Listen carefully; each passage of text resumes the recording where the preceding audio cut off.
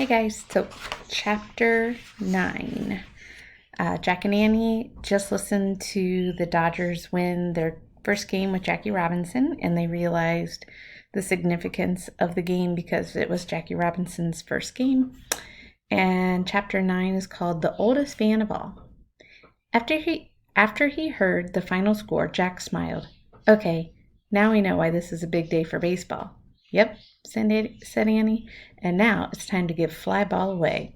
She pointed at the twins. Of course, he said. He turned to Otis and Olive. We have a special gift for you.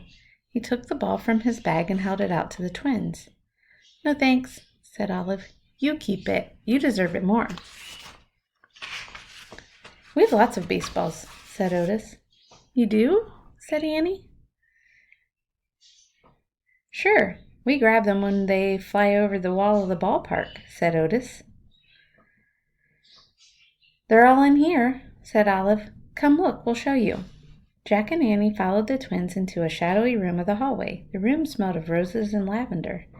Otis switched on a lamp. A really old woman sat in a rocking chair. She seemed to be sleeping. See? There, whispered Olive. See? There, whispered Olive. She pointed to a basket filled with baseballs. We keep them in here with Granny Beck's room. We know they'll be safe with her, said Otis. Oh, said Jack. He and Annie glanced at the sleeping woman. She's our great-great-granny, whispered Olive. She's 101 years old, whispered Otis. She was born a slave. Do I hear some little children talking about me? The ancient-looking woman asked. She opened her eyes and smiled. Yes, Granny Beck, said Otis. Sorry we woke you up. I was just resting my eyes, sweetheart, she said. Who's that with you? Our friends Jack and Annie, said Olive. They were bat boys at the Dodgers game today. Come closer, children, said the great-great-grandmother. Jack and Annie moved closer to her rocker. Did you see Jackie Robinson today? She asked in a whispery voice. Yes, ma'am, said Annie. Did the crowd cheer for him? She said. Yes, ma'am, said Jack. All of them? She asked. Jack felt he couldn't lie to her. No, ma'am. A few people didn't, he said. They yelled mean things. I'm sorry to hear that, she said. What did Jackie do? He ignored them, said Jack. He held his head high, said Annie, and he walked back to the dugout without saying a word. Of course he did. He kept his mind on the game, the old woman said. He kept his dignity. He rose above what's mean and low. That's a good way to describe it, thought Jack. He walked toward the good, she whispered. Always keep your eyes on the good, children, and always keep your self-respect. Yes, ma'am, said Jack. Jack, whispered Annie. Look. Annie pointed at the baseball in Jack's hand. Writing was magically appearing on the ball. The letters spelled Jackie Robinson. The twins stared at the ball in amazement. You have a ball with Jackie Robinson's autograph? Otis said. The ball with the name, Jack said to Annie. Annie grinned and nodded. She took the ball from Jack and held it out to Granny Beck. This belongs to you, Annie said. She placed the ball in the old woman's bent hands. Thank you, Granny Beck whispered. She looked at the autograph. I must be his oldest fan. Jack remembered the last 3 lines of the message from Morgan. Give the ball with the name to the one who knows best the rules of the game. You know the rules of the game, Jack said softly. Born a slave.